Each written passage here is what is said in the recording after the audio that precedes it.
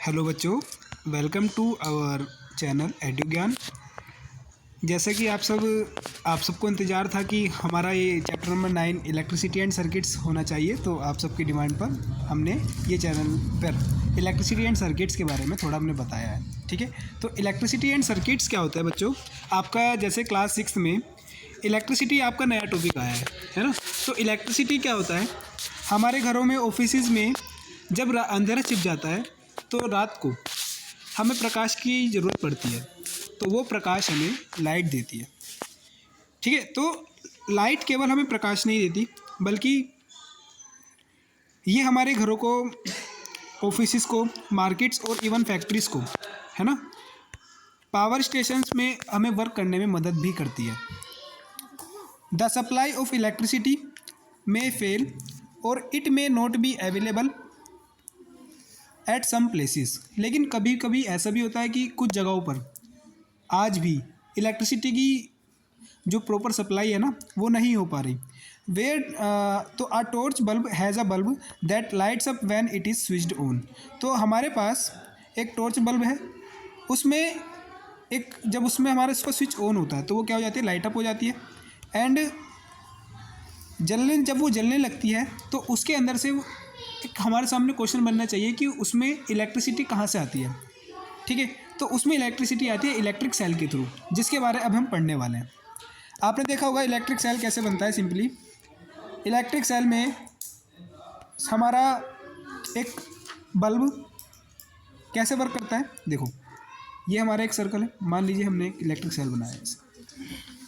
ये electric cell है, इसमें हमारा ये इलेक्ट्रिक सेल, इसमें जो हमारा पॉजिटिव टर्मिनल होता है ये वाला होता है, नेगेटिव टर्मिनल हमारा ये वाला होता है। ठीक है,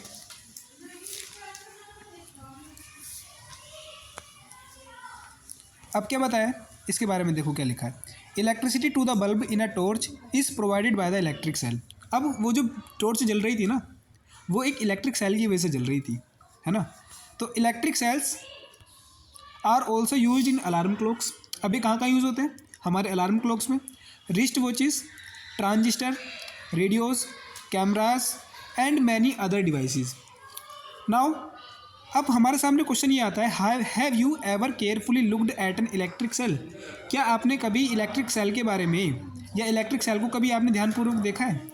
and you might have notice that it has a small cap on one side and a metal disc on other side. देखो इस फिगर को ध्यान से देखो।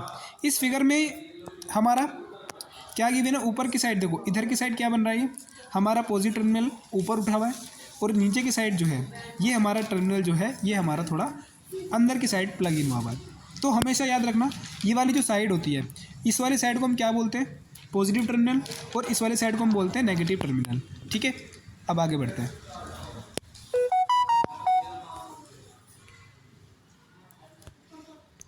देखो ये लिखा है इसमें कि metal cap is the positive terminal of the electric cell, the metal disc is the negative terminal.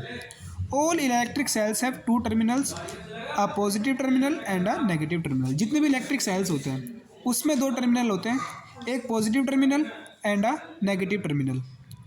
An electric cell produces electricity from the chemicals stored inside it. अब हमारे सामने बच्चों एक क्वेश्चन आता है कि इनके अंदर ये सब इलेक्ट्रिसिटी आती कहाँ से है।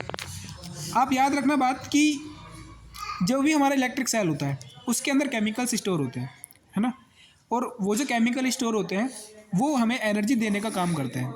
The electric cell stop working, the electric cell stop working when. अगर इलेक्ट्रिक सेल ने अपनी वर्किंग को, काम करना बंद कर दिया, तब हम क्या करना पड़ेगा, उसको बदलना पड़ेगा। And now the electric cell then has to be replaced with a new one. और इलेक्ट्रिक सेल को हमें नए वाले सेल से उसको बदलना पड़ेगा। A torch bulb has an outer case of glass that is fixed on a metallic base. अब देखो बल्ब के बारे में बताया गया है। देखो अब इस बल्ब को थोड़ा समझते हैं कि बल्ब में क्या क्या है।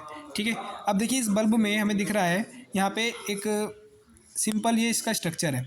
यहाँ पे हमारे देखो दो वायर्स हैं, ठीक है, इनसे यहाँ पे एक हमारा क्या जुड़ा हुआ है, ये हमारा ये इससे कनेक्टेड है हमारा फिलामेंट। ठीक है, ये क्या कनेक्टेड है, हमारा फिलामेंट। ठीक है, अब इसके बारे में बताएगा कि मान लीजिए इसका इंटरनल स्ट्रक्चर कैसे दे रखा है कि ये वाला जो वायर है इसका ये इस वाले टर्मिनल से जुड़ा हुआ है और ये वाला वायर हमारा ऐसे जुड़ा हुआ है। ठीक है,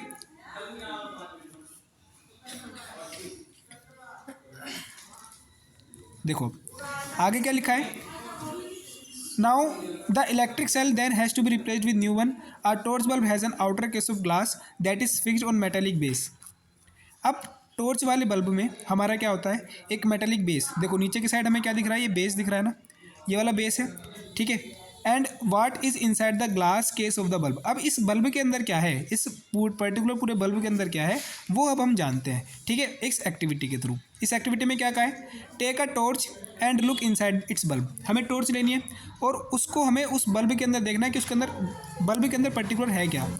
you can also take out the bulb with the help of your teacher. और आप अपने टीचर की हेल्प से भी उस बल्ब को निकाल सकते हो।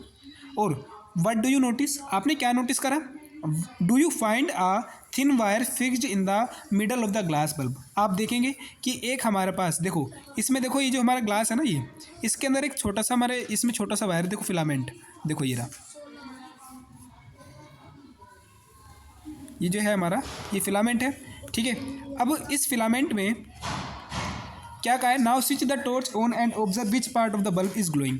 आपको क्या करना है, उस टॉर्च को ऑन करना है और ये देखना है कि कौन सा पार्ट हमारा ग्लो कर रहा है और कौन सा पार्ट ग्लो नहीं कर रहा।